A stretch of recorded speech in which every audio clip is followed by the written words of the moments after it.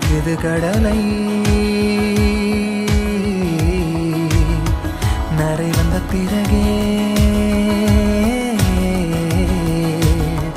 புரியுது உலகை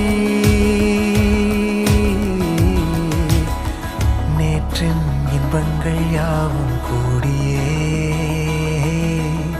இன்றை இப்போதை அர்த்தமாக்குதே இன்றின் இப்போதின்